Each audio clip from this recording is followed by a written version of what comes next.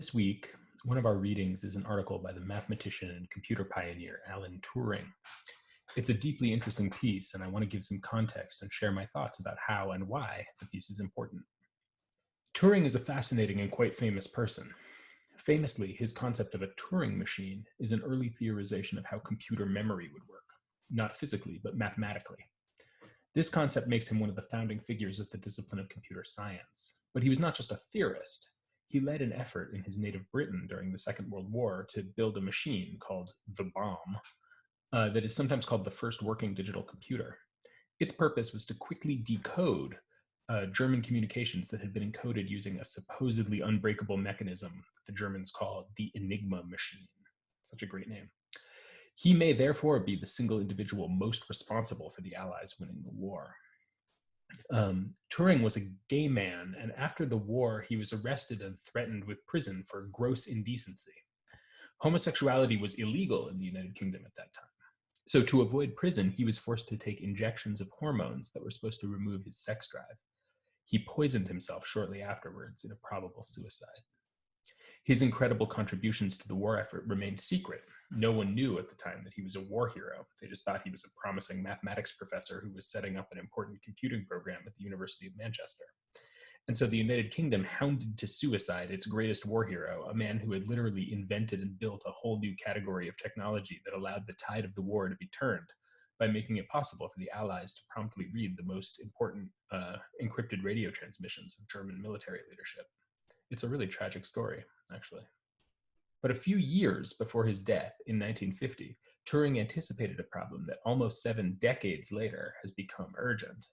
In Computer, Machinery, and Intelligence, a rather cheeky essay, Turing raised the question of the analogy between computers, his area of expertise, and the human mind. He published this essay in a journal called Mind, an academic journal that combined psychologically inclined philosophy and philosophically inclined psychology. The article was quickly recognized as an important provocation. He discussed the idea with a panel of psychologists on a BBC talk show in 1951. Setting aside as only superficially interesting the issue of whether machines can think, Turing chose instead to ask a different question. How would we humans even be able to tell? Turing's essay describes the famous test that has taken his name, and this choice allows his essay to step from the question of artificial intelligence to a far more profound question. What does it mean to think at all? Turing's essay is built around the description and discussion of a testing procedure, something he calls the imitation game. In the imitation game, a judge has to discern, using typewritten questions and answers, which of two hidden interlocutors is a woman and which a man.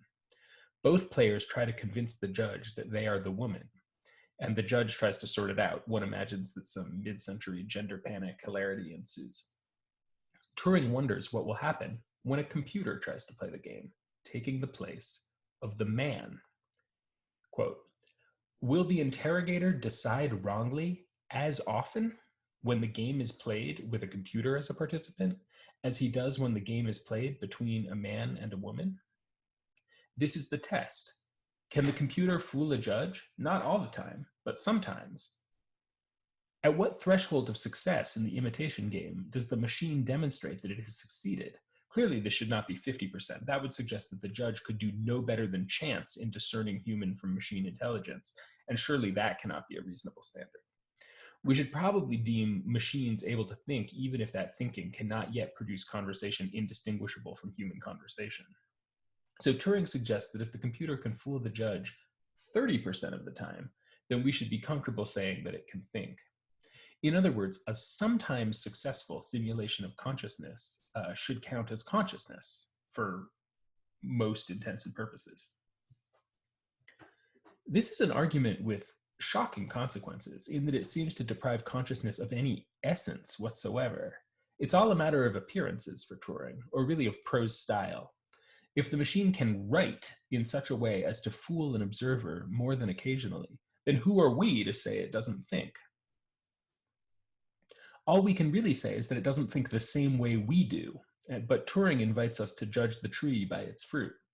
After all, an artificial intelligence that thought no differently than a person does would probably not even be desirable. I mean, we have plenty of people. He points out insightfully that a reverse of the imitation game would never work. People trying to imitate computers would be defeated immediately by their inability to instantly calculate 600 digits of pi or whatever. Subsequent discussions of this essay have often ignored the gendered dimension of Turing's thought experiment, or often transformed them, for instance, into discussions of online romance. See, for example, the Radiolab episode Talking to Machines, which shares a story in which a psychologist is drawn into a brief electronic romance with a, quote, woman who is not what she seems. This is important. Turing's imitation game is not a computer trying to present itself as a human playing against a human trying to present him or herself as a human. It is a computer trying to present itself as a woman to a third party playing against a man trying to present himself as a woman to that third party. It is a drag competition conducted by text message.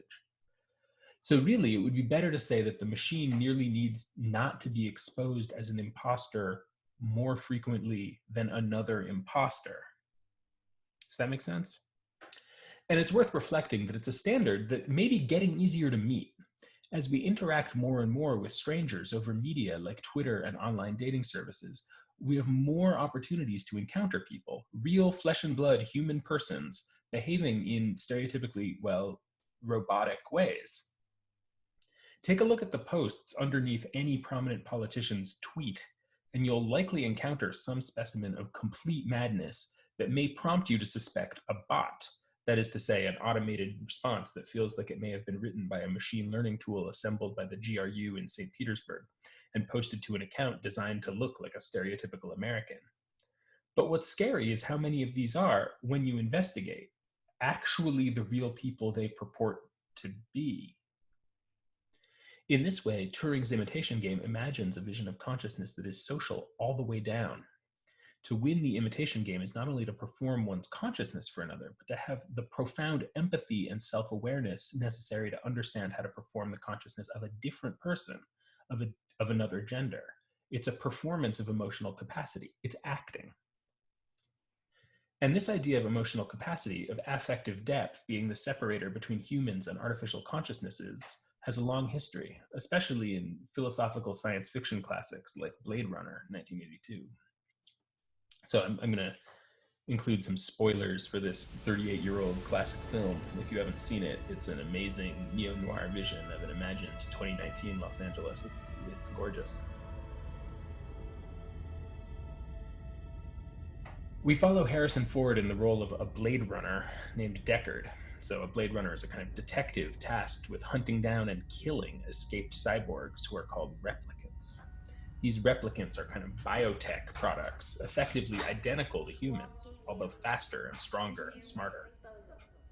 The replicants, used as slaves in off-world colonies, are forbidden access to Earth and are limited to a 6-year artificial lifespan. To distinguish humans from these escaped cyborgs, the detectives depend on a test akin to the Turing test. It's called the Voight-Kampff test, which is based on the physiological responses to emotionally provocative questions. Many of these questions are about animals, childhood, reproduction, complicated questions for a replicant who has no childhood and cannot sexually reproduce. I already had an IQ test this year. I don't think I've ever had one of these. Reaction time is a factor in this, so please pay attention. Now answer as quickly as you can. Sure. 1187 Hunterwasser. That's the hotel. What? Where I live. Nice place? Yeah, sure, I guess. Is that part of the test? No. Just warming you up, that's all. Huh. It's not fancy or anything. You're in a desert, walking along in the sand when all of a sudden... Is this the test now? Yes. You're in a desert, walking along in the sand when all of a sudden you look What one? What? What desert? Doesn't make any difference what desert. It's completely hypothetical. But how come I'd be there? Maybe you're fed up. Maybe you want to be by yourself. Who knows? You look down and you see a tortoise, Leon. It's crawling towards you. Tortoise? What's that? You know what a turtle is? Of course. Same thing. Never seen a turtle. The film turns on a love story between Deckard and Rachel, played by Sean Young. Do you like our owl? It's artificial? Deckard discovers that Rachel is not only a replicant, but a new kind of replicant who does not know this fact about herself, although she is beginning to suspect. I'm Rachel. Deckard. It seems you feel our work is not a benefit to the public. Replicants are like any other machine. They're either a benefit or a hazard. If they're a benefit, it's not my problem. May I ask you a personal question? Sure.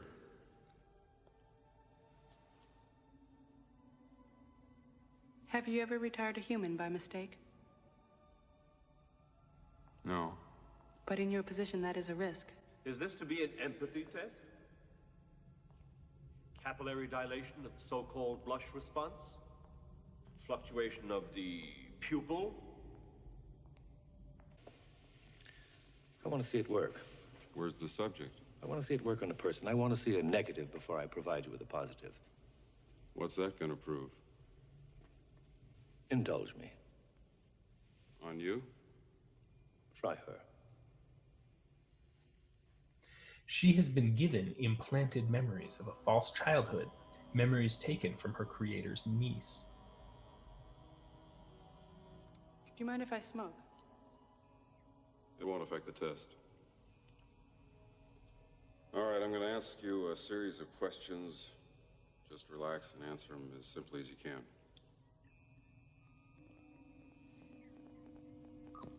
But the wildest twist is when we see Deckard realize that he, too, is a replicant, as he recognizes that his memories and dreams are known to his fellow Blade Runners, and thus presumably false implants like Rachel's. The film, and many others before and since, achieves its dramatic impact by putting pressure on the boundary between human and machine cognition, a boundary distinguished by emotional capacities like empathy, compassion, and love. The film begins from the premise that these emotional capacities are what separates humans from replicants. It ends with that premise not only placed in doubt, but in a way that leaves the man tasked with policing the distinction finding himself on the other side of it. So this brings us back to Turing.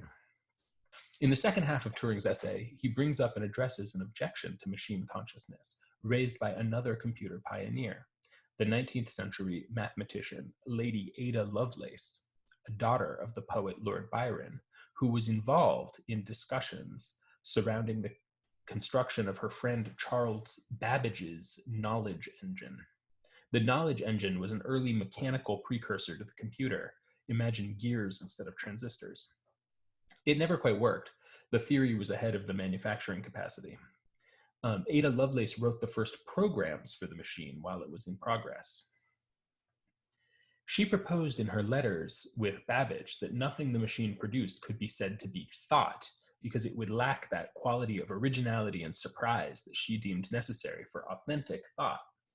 Anything the machine could generate would be a consequence of the program a person had entered into it. Even if it would take a human a lifetime to calculate the result of the program without the computer, it could in principle be done, and thus cannot be said to have that je ne sais quoi that Lovelace thought characterized truly human thought. Instead, the essence of thought, Lovelace believed, was originality, something that could not have been anticipated given the inputs. This, it must be said, is a very romantic account of thought and a tough one to measure up to. How much of our thought truly possesses such a spark? How many times in a lifetime do most of us achieve such originality? Little, and precious few. And yet we think, or at least we think we think. So while Turing's argument in Computer Machinery and Intelligence is putatively about artificial intelligence, perhaps it is most interesting for what it implies about our own intelligence. The imitation game he proposes makes the essay literally a contest and invites the reader to weigh the relative abilities and disadvantages of physiological and mechanical approaches to thought. But the easy oppositions between the stereotypes of computer, cold, ruthless, efficient, and human, warm, humane, creative, quickly break down under scrutiny. The hardest challenges for machines to pass are what are often called non-cognitive or soft skills, such as empathy, warmth, good manners, adaptability, and ethics. I would note that these are also often the hardest challenges for people to pass.